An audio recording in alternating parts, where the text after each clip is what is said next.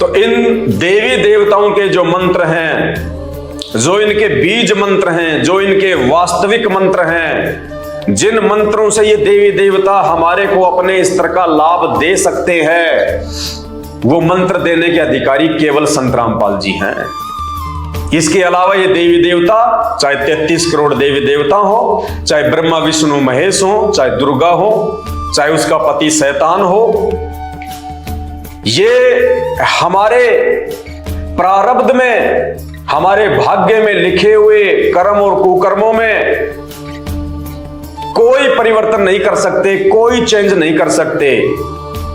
हमारा जो प्रारब्ध हमारे कर्मों के अनुसार, हमारी करनी के अनुसार जो उस पूर्ण परमात्मा आदि पुरुष ने, आदि राम ने लिख दिए, ये केवल हमारे को उनका भोग दे सकते हैं। जैसे वो मैनेजर उस फैक्ट्री के मालिक के द्वारा जो तनख्वाह मजदूरों की बना के दे दी जाती है, जो सुविधा उन मजदूरों के लिए निर्धारित जो है वो कर दी जाती है, वो मैनेजर, वो सुपरवाइजर उससे ज्यादा सुविधा उनको नहीं दे सकता, अपनी तरफ से नहीं दे सकता, और ना ही उनकी तनख्वाह में किसी प्रकार की वो कटौती जो है वो कर सकता है, क्योंकि उस मालिक ने तनख्वाह बना के दे दी, साइन करके दे दिए। तो इसी प्रकार उस पूर्ण परमात्मा आदि पुरुष ने, उस प्रथम पुरुष ने, उस स्वयंभू परमात्मा ने, कबीर देव ने हम जीव आत्माओं के भाग्य में, हमारे संस्कार में, हमारे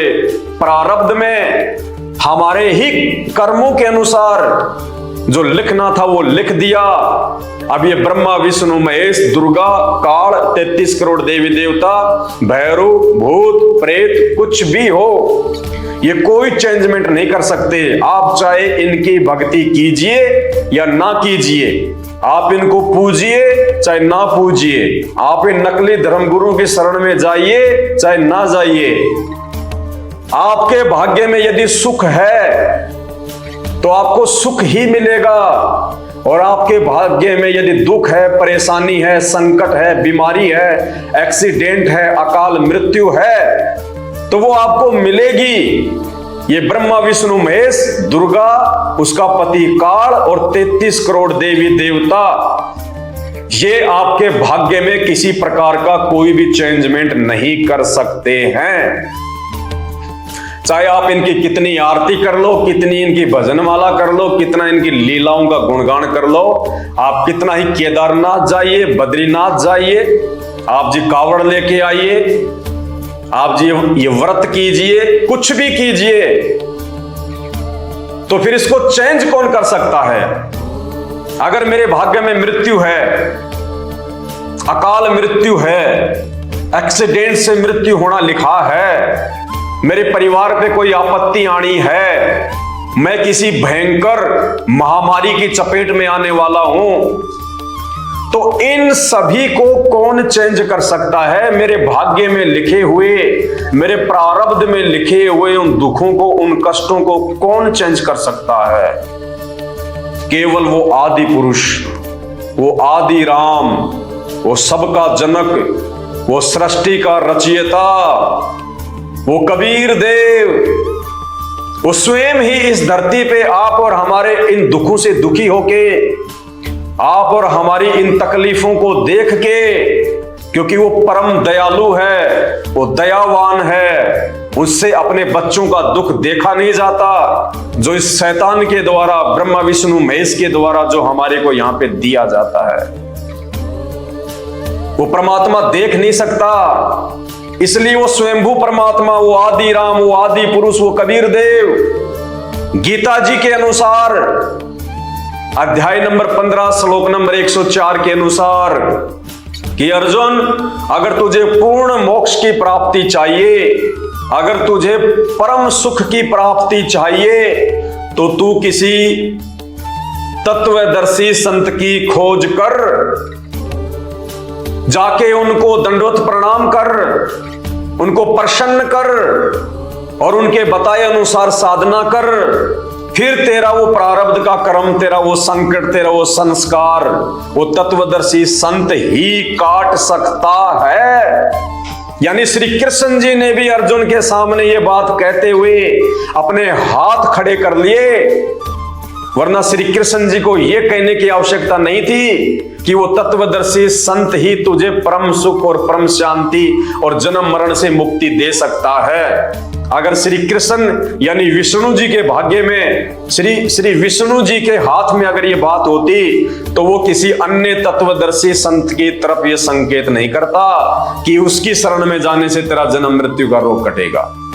तो आज वो तत्वदर्शी संत स्वयं, वो आदि पुरुष, वो परम पुरुष, वो आदि राम, वो कबीर देव स्वयं ही संत रामपाल जी के रूप में धरती पे प्रकट होके और वो तत्वदर्शी संत की भूमिका निभा रहा है, जो हमारे भाग्य के, उन प्रारब्ध के, उन संस्कारों के, उन कष्टों को, महादुखों को जो हमें भोगने पड़ते हैं, जिनको ब्रह्मा विष्णु महेश और उनके माता पिता भी नहीं काट सकते, केवल ये तत्वदर्शी संत ही वर्तमान में धरती पे काटने में सक्षम है। कहते मासा घटे ना तिल बदे, मासा घटे, थोड़ा सा भी कम नहीं हो सकता वो हमारा दुख दर्द जो हमारे भाग्य में लिखा हुआ है। मासा घटे ना तिल बदे, और तिल के जितना, तिल कितना होता है? थोड़ा सा। कहते हैं तिल के जितना भी ये हमारे भाग्य में परिवर्तन नहीं कर सकते, ये हमारे जो है दुखों को नहीं बढ़ा सकते, ये हमारे जो है सुखों को जो है वो नहीं बढ़ा सकते। मासा घटे न तिल बदे, वो विधाता लिखे जो लेख। कौन विधाता? आदि पुरुष, आदि राम, श्री राम का भी राम, राम राम सब जगत बखाने, और वो आदि राम कोई बिरला जाने, वो आदि राम जो सबका राम है। कहते मासा घटे ना तिल बदे, वो विधाता लिखे जो लेख, और उस लेख को फिर कौन मेट सकता है? स्वयं वो विधाता जब यहां पे तत्वदर्शी संत के रूप में आता है। कहते साचा सतगुरु मेट कर फिर ऊपर मारे मेख। मासा घटे ना तिल बदे, विधाता लिखे जो लेख, और साचा सतगुरु मेट कर ऊपर मारे मेख। जैसे सरकारी अधिकारी किसी फैक्ट्री के जो है वो ताले के ऊपर सील लगा देते हैं ना, फिर उसको उनकी अनुमति के बिना कोई खोल नहीं सकता। तो इसी प्रकार हमारे भाग्य में जो दुख हैं, जो संकट हैं, तीन ताप के जो कष्ट हैं, चाहे कोई भूत प्रेत की बाधा हो, चाहे किसी देवी देवताओं का पूर्व जन्म में हमारे को जो है कोई श्राप लगा हुआ हो, या फिर देही से संबंधित कोई रोग हो, कोई परेशानी हो, कोई तकलीफ हो, तीन प्रकार के दुख होते जीव पे, जिनको कहते हैं तीन ताप। तुम कौन राम का जपते जापम, जहां से कटे ना तीनों तापम। कि हे नादान प्राणियों, तुम किस त्रेता युग में जन्मे दशरथ पुत्र राम की भक्ति कर रहे हो?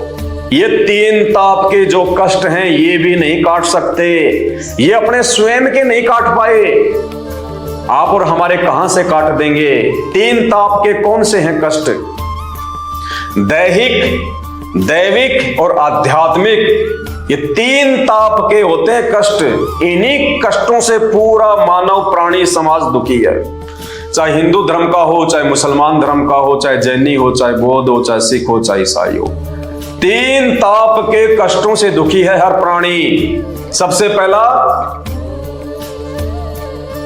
जो है वो दैहिक, दैहिक यानी हमारे शरीर से संबंधित रोग, एड्स, कैंसर, हेपेटाइटिस बी और कोई भयंकर रोग हो गया कोई, दैहिक। दूसरा दैविक, दैविक वो होता है जो किसी साधु संत या किसी देवी देवता के द्वारा हमारे को यदि पहले के जन्मों में कोई श्राप मिला हुआ हो, जैसे श्री रामचंद्र जी को नारद जी का श्राप लग गया था और वो श्राप भोगने के लिए रामचंद्र जी को त्रेता युग में, विष्णु भगवान को त्रेता युग में रामचंद्र रूप में अवतार लेना पड़ा। एक पूरा जीवन उन्होंने अपनी पत्नी के वियोग में काटना पड़ा नारद जी के श्राप के कारण। तो ये होता है दैविक, दैविक ताप। किसी का श्राप लगा हुआ हो, तो श्री रामचंद्र जी खुद अपना दैविक ताप नहीं काट सके, नारद का श्राप नहीं काट सके, और राम रूप में आके उनको अपना वो दुख भोगना पड़ा, वो श्राप काटना पड़ा। तो ये श्री रामचंद्र जिनका जन्म राजा दशरथ के घर में हुआ था, जो त्रेता युग में आए थे, ये आदि राम नहीं है, ये पूर्ण राम नहीं है, ये सनातनी राम नहीं है। तो दैविक और आध्यात्मिक ताप वो होता है, आध्यात्मिक दुख वो होते हैं, जन्म जन्मांतरों में हमने जितने भी मानव जन्म धारण किए हैं, और उन मानव जन्मों में हमने जितने भी कर्म और कुकर्म किए हैं, जैसे आज ये कसाई हैं, बकरे काटते हैं, मुर्गे काटते हैं, जीव हत्या कर रहे हैं, मानव जन्म प्राप्त करके आज ये जीवों की हत्या कर रहे हैं चंद पैसों के लिए, अपना परिवार पालने के लिए।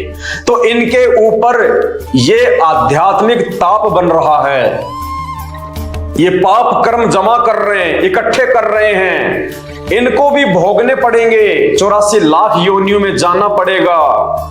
जितने मुर्गे वो आदमी काटता है या उसके द्वारा काटे गए जानवरों को जो आदमी खाते हैं, मांस भक्षण करते हैं, उन सभी को उसी जानवर की, उसी पक्षी की योनि में जाना पड़ेगा। और वो पक्षी, वो जानवर जब कभी इंसान बनेगा, वो फिर उनकी गर्दन काटेगा।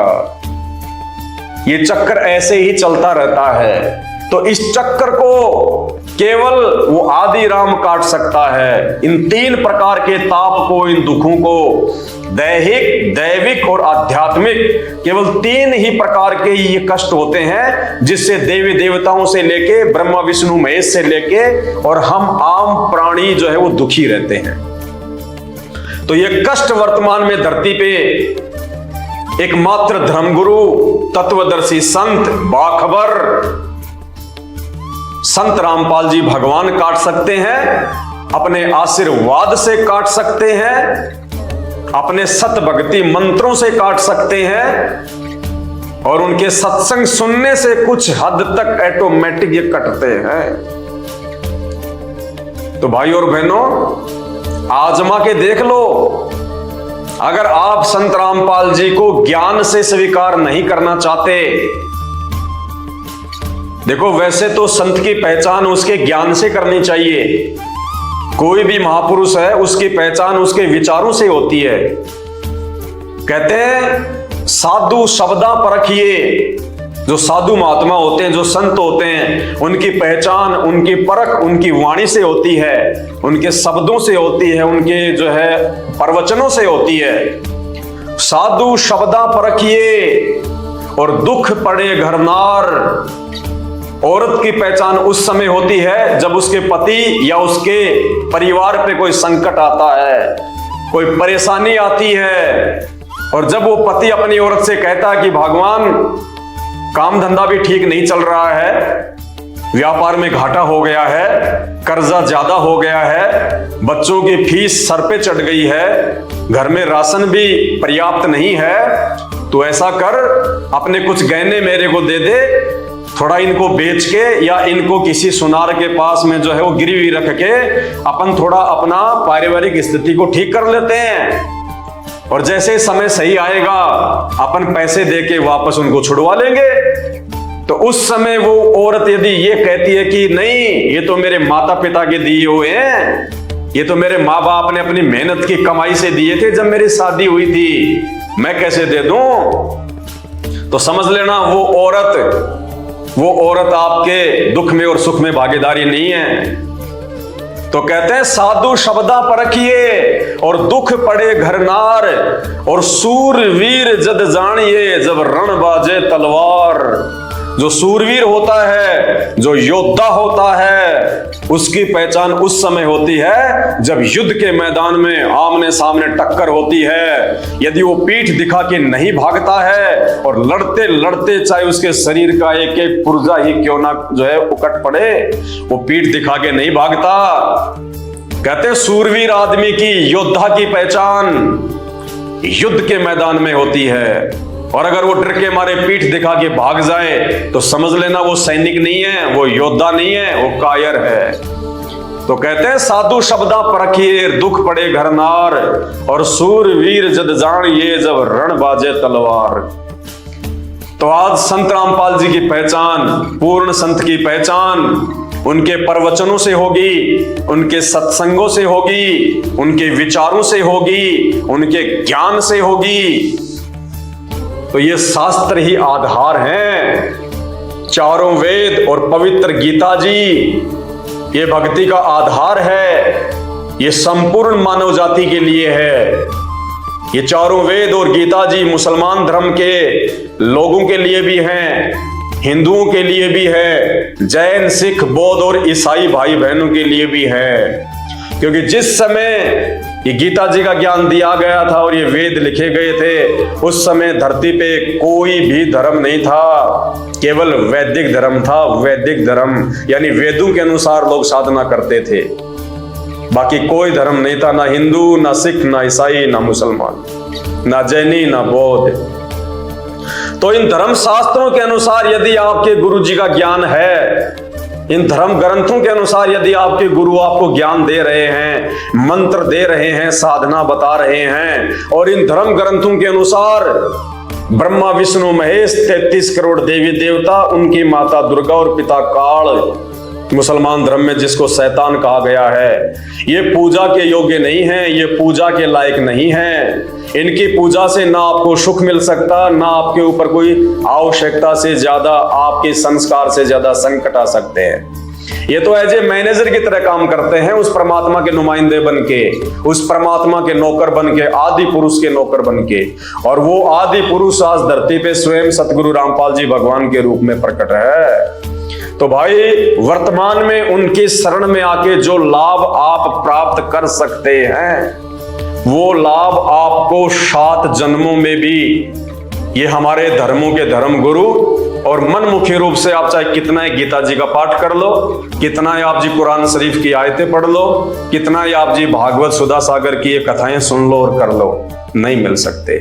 और इसका जीता जागता प्रमाण है, एक रितेश्वर जी महाराज हैं, हिंदू धर्म गुरु, वर्तमान में भयंकर रूप से कैंसर से पीड़ित हैं, और दुनिया को श्री भागवत सुधा सागर की वो कथाएं सुनाते हैं, और कैंसर से पीड़ित हैं, बेड पे हैं, अंतिम श्वासें गिन रहे हैं। एक श्री प्रेमानंद जी महाराज हैं, कैंसर से पीड़ित हैं, डायबिटीज उनको, हाई ब्लड प्रेशर उनको, दोनों उनकी जो है वो किडनियां फेल हैं, फिर भी मनमुखी साधना को जो है वो पकड़ के बैठे हैं।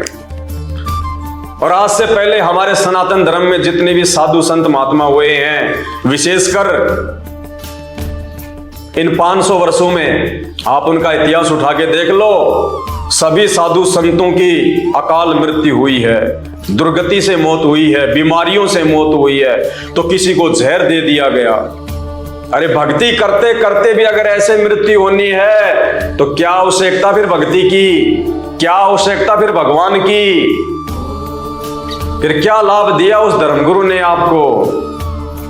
तो भाई सच्चा सतगुरु वर्तमान में संत रामपाल जी हैं। अगर कोई उनकी मर्यादा में रह के, उनके 11 नियमों में रह के अगर उनकी साधना करेगा, उनकी भक्ति करेगा, संत रामपाल जी स्टाम्प पे लिख के देते, स्टाम्प पे, कि आपको जिंदगी में कभी कोई महामारी छुएगी नहीं। लगना तो दूर की बात है, कोई भी महामारी आपको छू भी नहीं सकती।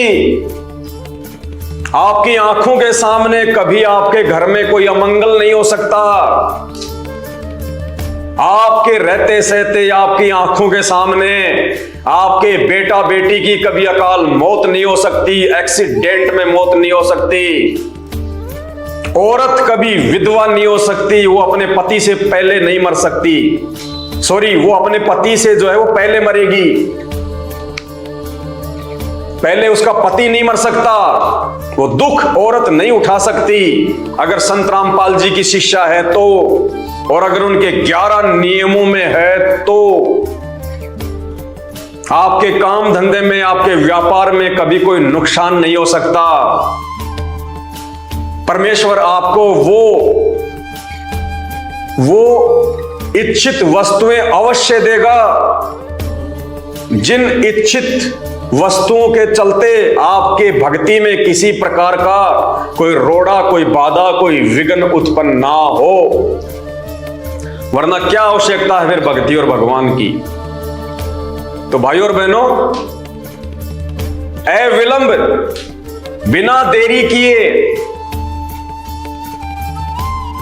पहचान कर लीजिए संत रामपाल जी की, सच्चे संत की, सच्चे धर्मगुरु की। अभी समय है आपके पास में, कहीं ऐसा ना हो ये मौका हाथ से निकल जाए, ये मानव शरीर आपका छूट जाए।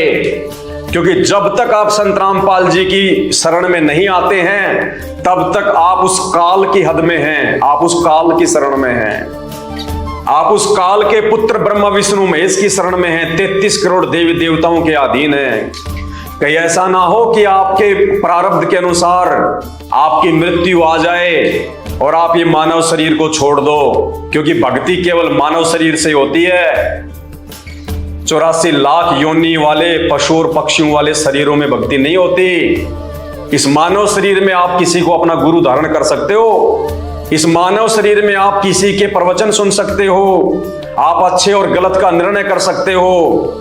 एक बार यह शरीर छूट गया फिर कुछ नहीं है 84 लाख योनियों का दुख भोगने के अलावा।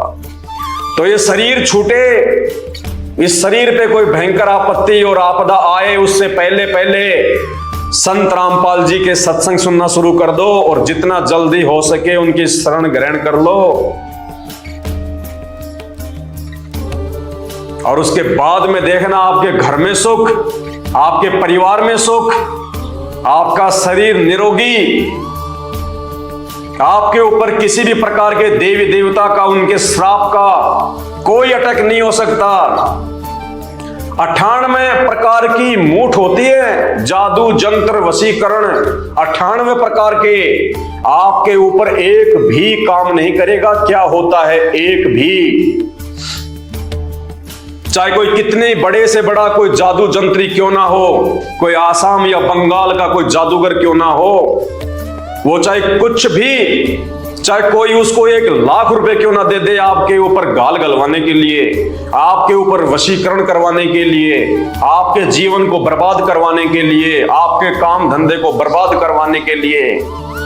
अगर आप संत रामपाल जी की शरण में हैं, आपने उनकी भक्ति ले ली, आपने उनके द्वारा दिए गए मंत्रों का जाप शुरू कर दिया और आप उनके 11 नियमों में हैं, तो इस ब्रह्मांड की ऐसी कोई शक्ति नहीं है जो किसी भी प्रकार से आपको दुखी कर सके। कोई भी जादू जंत्र टोना झाड़ फुकाड़ वशीकरण घाल आपके ऊपर अटैक नहीं कर सकती।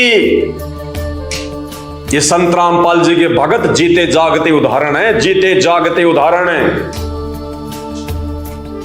21 ब्रह्मांड का स्वामी काल शैतान, उसकी पत्नी दुर्गा और ये 33 करोड़ देवी देवता और ब्रह्मा विष्णु महेश, जिनकी हमने पूजा करनी छोड़ दी।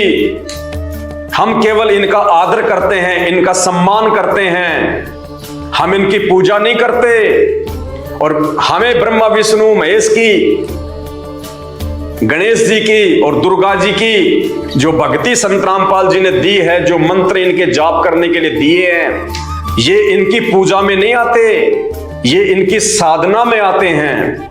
क्योंकि जब तक हम इनके लोक में रहेंगे, जब तक हम इन मैनेजरों के नीचे काम करेंगे, जब तक हमारा मानव शरीर रहेगा, तब तक हमें ये लाभ दें।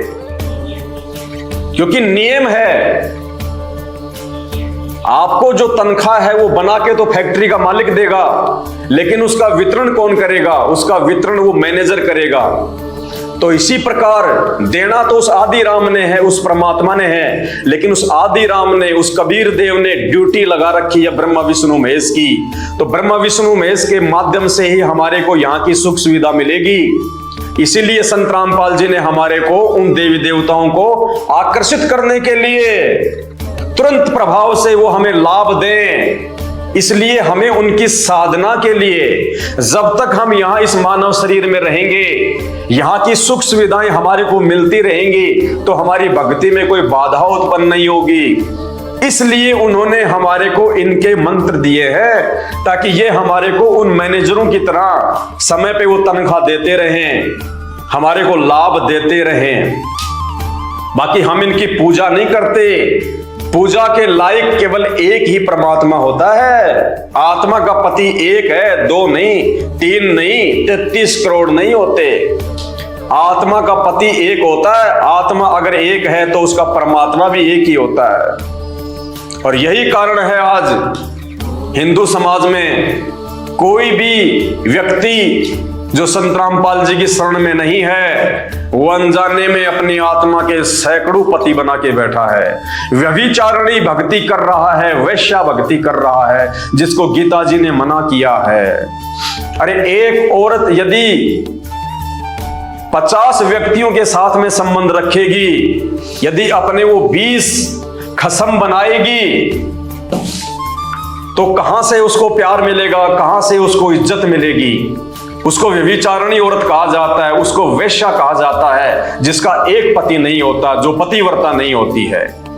तो ठीक इसी प्रकार इस धरती पे यदि कोई पतिव्रता भक्ति कर रहा है, किसी एक परमात्मा की भक्ति कोई कर रहा है, जो परमात्मा पूजा के योग्य है, जो परमात्मा इबादत के योग्य है, वो केवल वो आदि पुरुष है, वो आदि राम, वो कबीर देव, जो आज तत्वदर्शी संत के रूप में, संत रामपाल जी के रूप में धरती पे प्रकट है। तो वर्तमान में इस 21 ब्रह्मांड में केवल संत रामपाल जी ही पूजा के योग्य हैं और कोई भी देव महादेव पूजा के योग्य नहीं है। और यही कारण है आज भक्ति मार्ग में जो अद्वितीय आध्यात्मिक लाभ, जो शारीरिक लाभ, जो आर्थिक लाभ और 3 ताप से मुक्ति, हर प्रकार की सुख सुविधा जो इच्छित है, हम फालतू की सुख सुविधा नहीं चाहते। हमें ज्ञान दे दिया परमात्मा ने। हम भौतिक वस्तुओं के पीछे अंधे होके आम प्राणियों की तरह नहीं दौड़ते। कहते साईं इतना दीजिए जिसमें कुटुंब समाओ, हम भी भूखे ना रहें, साधु न भूखा जाए। बस हमें संत रामपाल जी ने इतना ही मांगना सिखाया है उनसे, और हम केवल अपने गुरुदेव भगवान से मांगते हैं। हम ब्रह्मा विष्णु महेश से डिमांड नहीं करते, ब्रह्मा विष्णु महेश से मांग नहीं करते, हम दुर्गा से मांग नहीं करते, उस शैतान से मांग नहीं करते। 33 करोड़ देवी देवताओं की तो बात ही छोड़ दीजिए, वो तो खुद भिखारी हैं। जब आप इनका इतिहास पढ़ेंगे, ये तो खुद भिखारी हैं। अरे जब श्री रामचंद्र जी लंका पे चढ़ाई करने गए तो नारद जी आके उनको मिले और नारद जी ने कहा कि भगवान यदि आपको रावण के ऊपर विजय प्राप्त करनी है तो मैं आपको एक विधि बताता हूं। और नारद ने श्री रामचंद्र जी को विधि बताई। और क्या विधि बताई? दुर्गा पूजन। रामचंद्र जी ने दुर्गा का पूजन किया, नवरात्रि के व्रत किए, ये सोचकर कि मेरे को कोई शक्ति मिल जाए, मेरे को कोई वरदान मिल जाए और मैं रावण को जीत सकूं, विजय प्राप्त कर सकूं, अपनी पत्नी को वापस लेके आ सकूं। जब तक आप उनके द्वारा बताई गई सृष्टि रचना को नहीं पढ़ेंगे, नहीं समझेंगे, तब तक आपको किसी भी धर्म का कोई भी धर्म ग्रंथ समझ में नहीं आएगा। भाई और बहनों, 2 घंटे से मुझे थूक बिलोने का कोई शौक नहीं है। आप भी अपने कीमती समय में से थोड़ा बहुत समय निकाल के ये वीडियो देख रहे हैं, तो ये वीडियो देखने का फायदा उसी समय है जब आप संत रामपाल जी के सत्संग सुनना शुरू करें। क्योंकि आज इस पूरी धरती पर केवल एक ही परम संत है, बाकी कोई संत इस धरती पे नहीं है। और जितने भी संत हैं, ये धर्म गुरु हैं, इनको अपने स्वयं के धर्म के विषय में पूरी जानकारी नहीं है, इनको स्वयं के धर्म ग्रंथों के विषय में पूरी जानकारी नहीं है। हिंदू धर्म गुरुओं को गीता जी और वेदों के विषय में पूरी और सच्ची जानकारी नहीं है। मुल्ला और मौलवियों को मुसलमान धर्म के विषय में, कुरान शरीफ के विषय में, तौरेत, जबूर और इंजिल के विषय में पूरी जानकारी नहीं है। जितने भी पादरी और पास्टर हैं, इनको बाइबल के विषय में पूरी जानकारी नहीं है। सिखों को गुरु ग्रंथ साहिब के विषय में जानकारी नहीं है। ना ही बौद्ध और जैन समाज को अपने अपने धर्म ग्रंथों की जानकारी है। ये सारी जानकारी संत रामपाल जी ने सभी धर्म के मानने वालों को दी है। आपने उनके सत्संग सुनने पड़ेंगे और सत्संग सुन के आप विचार कीजिए कि आपको मानव जन्म क्यों मिला है। परमेश्वर कहते हैं, मानव जन्म पाए के जो नहीं रटे हरि नाम, और जैसे कुआं जल बिना फिर बनवाया क्या काम। ये 84 लाख योनियों से भिन्न एक मानव शरीर हमारे को केवल और केवल भक्ति के लिए मिलता है। अन्य योनियों में जाके महादुख भोगने से बचने के लिए मिलता है। और ये केवल उसी समय संभव है जब हम एक परमेश्वर की भक्ति करें। और एक परमेश्वर की जानकारी वर्तमान में पूरी पृथ्वी पे यदि किसी धर्मगुरु के पास में है तो केवल परम पूज्य सतगुरु रामपाल जी भगवान के पास में है। और जब तक आप उनके सत्संग नहीं सुनेंगे, आप उनके विचारों से परिचित नहीं होंगे, तब तक ऐसे ही आप अपना ये अनमोल मानव जन्म बर्बाद करते रहेंगे। और आज मानव जन्म में आप कितने सुखी हैं बिना भक्ति और भगवान के। और कल को जब ये शरीर छूटेगा, हम 84 लाख योनियों में जाएंगे, उस समय हमारे साथ में क्या बीतेगी। आज आप एक गधे का जीवन देख लीजिएगा, आज आप एक बैल का जीवन देख लीजिएगा, कितना महादुख भोगता है। सारा दिन खेत में चलता है, गाड़ी में उसको किसान जोतता है। एक गधा सारे दिन ईंट के भट्ठे के ऊपर कितनी मेहनत करता है, सारा दिन ईंटें ढोते रहता है। अन्य पक्षी देख लीजिए, पशु देख लीजिए, एक कुत्ता देख लीजिए, सर में कीड़े पड़ जाएं, पूरे शरीर पे उसके खुजली हो जाए, एक्सीडेंट में उसका पैर कट जाए, कितने दुख भोगते हैं। आप और हमारे ऊपर तो छोटी मोटी कोई भी आपत्ति आती है, हम तो तुरंत अपने किसी रिश्तेदार को बता दें, कहीं से सहायता प्राप्त कर लें, मेडिकल प्राप्त कर लें, हॉस्पिटल में चले जाएं। भूख लग रही है तो खाना खा लें, कहीं भी 56 प्रकार के भोजन बना के खा लें। और कल को जब भक्ति सही नहीं करेंगे, और ये तो विधान है परमात्मा का, ये मोटे मोटे ग्रंथ भगवान ने कोई ऐसे थोड़े ना लिखवाए, मजाक में थोड़े लिखवाए। चारों वेद और ये गीता जी, ये पुराण, इनमें भक्ति और भगवान के विषय में जानकारी है। इस मानव शरीर से हमें क्या करना चाहिए उसकी जानकारी है। और यदि हमने वो कार्य नहीं किया, संत रामपाल जी की शरण में आके एकमात्र पूरे विश्व में उस तत्वदर्शी संत की शरण प्राप्त करके यदि हमने एक परमात्मा की भक्ति नहीं की, तो अगला जन्म 84 लाख योनियों का। फिर हमें ना कोई सत्संग के विषय में बताएगा, ना कोई समझाएगा, ना हम समझने के लायक रहेंगे। कहते माता पिता मिल जाएंगे लख 84 माही, सतगुरु की सेवा और भक्ति ये फेर मिलन की नाही। आज अनजाने में लोग कहते हैं माता पिता ही हमारे गुरु हैं, माता पिता ही हमारे गुरु हैं। बहुत अच्छी बात है, वो भी गुरु हैं, उन्होंने भी आपको जीवन जीना सिखाया है, बचपन में आपको शिक्षाएं दी हैं। लेकिन बिना आध्यात्मिक गुरु के वो माता पिता भी मरने के बाद 84 लाख योनियों में जाएंगे, और आप भी 84 लाख योनियों में जाएंगे। वहां पे ना आपको माँ बचाएगी, ना आपको वो पिता बचाएगा। तो ये परम पिता परमात्मा इस धरती पे प्रकट है, सबका पिता है, सबकी माँ है। ये हमें सत्य आध्यात्मिक ज्ञान देके 84 लाख योनियों से भी बचाएंगे। और इस शरीर में रहते सहते यदि हमारे ऊपर कोई संकट आना होगा, कोई परेशानी या कोई दुख आना होगा, हमारे कोई प्रारब्ध का, हमारे कोई पूर्व जन्मों के कुकर्मों का, उसको भी संत रामपाल जी अपनी भक्ति से काटने में समर्थ हैं। आपके ऊपर वो कष्ट नहीं आने देंगे यदि आप उनकी मर्यादा में रह के भक्ति करेंगे। तो मेरी केवल आपसे विनती है, आपसे प्रार्थना है, मैं आपको केवल समझा ही सकता हूं, बता ही सकता हूं, जानकारी ही दे सकता हूं।